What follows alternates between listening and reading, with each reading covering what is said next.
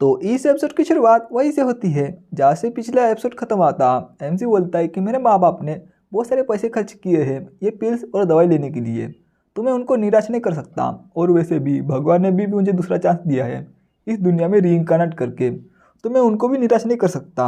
अगर 3 बार की ट्रेनिंग काफ़ी नहीं है तो मैं 4 बार करूँगा, अगर वो भी काफ़ी नहीं है तो मैं 5 बार, 6 बार, 7 बार, जितनी बार चाहिए उतनी बार करूँगा, लेकिन मैं हार नहीं मानूंगा। लेकिन उसके आंखों के सामने अंधेरा छाने लगता है। वो बोलता है यहाँ पे क्या हो रहा है, और वो जैसे आंखें खोलता है वो अपने सपनों वाली दुनिया में होता है। एमसी बोलता है ये तो बंजर जगह वही है जो कि मेरे सपनों में दिखाई दे रही है, यानी कि दिखाई देती थी। लेकिन मैं यहाँ पे कर क्या रहा हूँ, क्या मैं सपना तो नहीं देख रहा? शायद से मैं फिर से सो गया। जरा मैं अपने जो गाल है ना वो खींच के देखता हूँ, लेकिन उसको दर्द होता है। वो बोलता है कि नहीं यार ये सपना नहीं है। लेकिन उसके पीछे एक मास्टर खड़ा होता है और वो उसी पे हमला करता है। एमसी घबरा जाता है और वो जो मास्टर है उसके ऊपर बैठ जाता है। फिर एमसी बोलता है कि ये तो एक ज़ॉम्बी है। अरे यार मैं पूरी रात यानी कि हर रात जो मास्टर है उससे बचता रहा, लेकिन इस चीज़ ने मुझे कैसे पकड़ लिया। फिर वो जो मास्टर है वो एमसी के कंधे पे हमला करता है। एमसी बोलता है कि शिट यार तुम मुझे नीचा देख रहे हो, लेकिन तुम्हें ऐसे करने की गलती नहीं करनी चाहिए। हालांकि मेरी जो रियल कॉम्बैट क्लास है उसमें मेरा रिजल्ट अच्छा नहीं है और मैं एक नूब हूँ जिसकी की जो क्यूआ ब्लड लेवल है वो सिर्फ 0.7 है, लेकिन फिर भी मैं एक हाफ मार्शल आर्टिस्ट हूँ, तो तुम्हें तो मैं धूल चढ़ा सकता हूँ। और एमसी उसको लात मारता है और दूर फेंकता है और अपने पास का जो पत्थर है वो उठा के उस ज़ॉम्बी के सर पे मारता है, दे मारता है और बार बार मारते रहता है। और फाइनली जो एमसी है वो उसकी जान वहीं पे निकाल लेता है और बोलता है कि यार ये तो मर गया। और जो ज़ॉम्बी है ना उसका सबसे वीक पॉइंट उसका भेजा होता है, तो इसीलिए मैंने उसके भेजे पे मार मार के उसकी जान निकाल ली।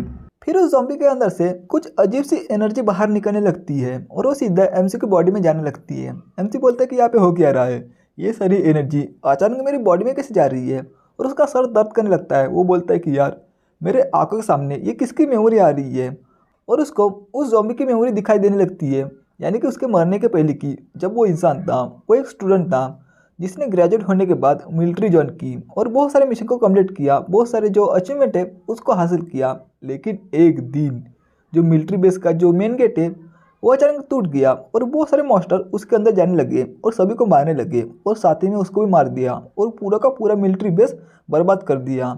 लेकिन एमसी बोलता है कि यार इस ज़ॉम्बी की मेमोरी मुझे दिखाई क्यों दे रही है, क्या सही में ये इसी ज़ॉम्बी की मेमोरी थी? उस ज़ॉम्बी को मारने के बाद ये सारी मेमोरी मुझे क्यों मिल रही है? लेकिन मेरी बॉडी के साथ हो क्या रहा है, मुझे अचानक इतना पावरफुल कैसे महसूस हो रहा है?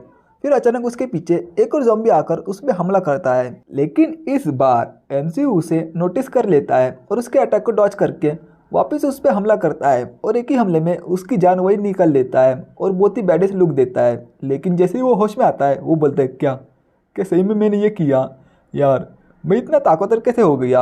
मुझको तो खुद पे विश्वास नहीं हो रहा कि मैंने एक ही हमले में इस ज़ॉम्बी को मार दिया, मैं क्या सुपरमैन बन गया? लेकिन उस ज़ॉम्बी की भी जो मेमोरी और जो पावर है वो एमसी की बॉडी में एब्जॉर्ब होने लगती है। एमसी बोलता है क्या ये ज़ॉम्बी को मारने के बाद हुआ? ऐसा लगता है कि मैं जो ज़ॉम्बी की मेमोरी है उसको हासिल कर सकता हूँ उसको मारने के बाद, और उसकी जो पावर है उसको भी। फिर एमसी अपनी तरफ देख के बोलता है कि मुझे विश्वास नहीं हो रहा कि मैंने उस ज़ॉम्बी की ज़िंदगी भर की जो मेमोरी है उसको इतनी आसानी से हासिल कर लिया। यार मैं तो गॉड बन गया, और ये जो पावर है वो इस दुनिया के कानून के खिलाफ है, लेकिन है तो एक सपना। अगर ये सपना नहीं होता तो मैं और भी ज़्यादा पावरफुल बन सकता, काश ये सच होता। लेकिन ये जो सपनों की जो दुनिया है ना वो थोड़ी अजीब है, क्योंकि क्योंकि ये असली दुनिया जैसी लग रही है, जैसे कि रियल में मेरे सामने ज़ॉम्बी पड़ा हो। और एमसी उस ज़ॉम्बी की तरफ देखता है और बोलता है कि ये मेमोरी ये थोड़ी अजीब है। उसकी मेमोरी में बहुत सारे जो लेटर है वो दिखने लगते हैं और लास्ट में एक लेटर होता है मिलिट्री बेस नंबर 1359। एमसी बोलता है कि मिलिट्री बेस नंबर 1359, ऐसा लगता है कि ये जो मिलिट्री बेस है ना वो बाकी ज़ॉम्बी की मेमोरी के अंदर भी मेंशन था। तो मुझे उस मिलिट्री बेस को ढूंढना पड़ेगा, मिलिट्री बेस नंबर 1359। अगर मैं वो ढूंढ लूँगा तो मुझे इस सपने के पीछे का जो सच है वो भी पता चल सकता है, तो मुझे जल्दी उसको ढूंढना पड़ेगा। लेकिन मुझे कोई इंटेंस फीलिंग आ नहीं रही जैसा कि पहले की ज़ॉम्बी की मेमोरी पाने के बाद आया था, लेकिन इस बार मुझे इस ज़ॉम्बी की मेमोरी मिली है। तो ऐसा लगता है कि अगर मुझे अपनी पावर बढ़ानी है तो मुझे कोई लड़ाकू टाइप का ज़ॉम्बी ढूंढना पड़ेगा ताकि मेरी पावर भी बढ़ सके और मेरा लेवल अप भी हो सके। तो इस ज़ॉम्बी की जो मेमोरी है वो मेरे लिए बहुत ही ज़्यादा काम में आएंगी, क्योंकि इस ज़ॉम्बी की मेमोरी में पता है कि ज़ॉम्बी कहाँ पे है और कौन से ज़ॉम्बी मुझे कहाँ मिलेंगे। तो मुझे उस ज़ॉम्बी की मेमोरी को इस्तेमाल करना पड़ेगा। तभी वहाँ पे कुछ अजीब सा होने लगता है, एमसी घबराने लगता है और उसके सर में दर्द होने लगता है। वो बोलता है कि यहाँ पे हो क्या रहा है, और वो फिर से अपनी असली दुनिया में आता है। वो बोलता है क्या मेरी नींद फिर से खुल चुकी है।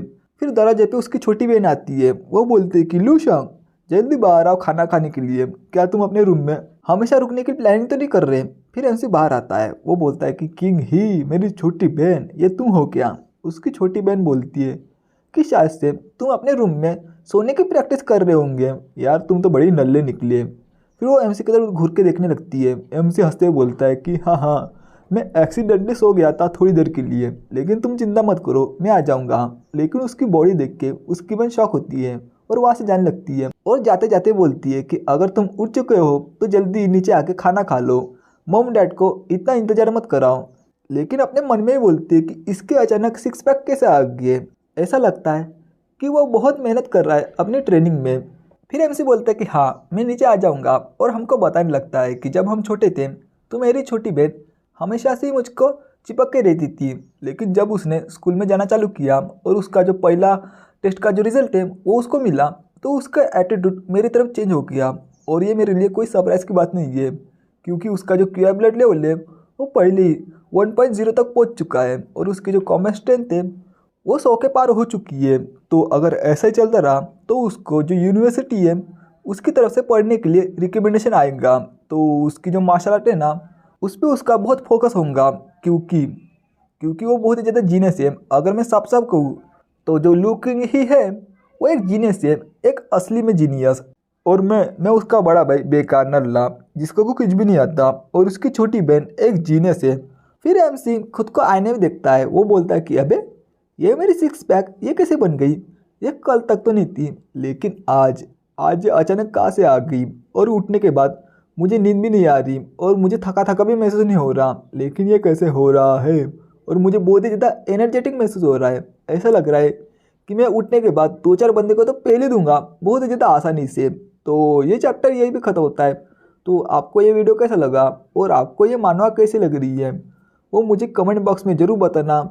तो मैं इसके जो चैप्टर है वो डेली डालते जाऊंगा। तो आप अगर दूसरी मानवा चाहिए तो उसको भी सजेस्ट कर सकते हो, लेकिन मुझको ये मानवा अच्छी लग रही है। और मैंने यूट्यूब पे सर्च मारा तो किसी ने भी ये मानवा एक्सप्लेन नहीं की है, मैंने देखा था। अगर ये मानवा पहले से एक्सप्लेन है तो मुझे पहले ही बता देना ताकि मैं दूसरी मानवा ढूंढ सकूँ। और अगर आपको दूसरी मानवा चाहिए तो आप भी मुझे सजेस्ट कर सकते हो। तो मैं मिलता हूँ नेक्स्ट वीडियो में। Till then bye bye, sayonara.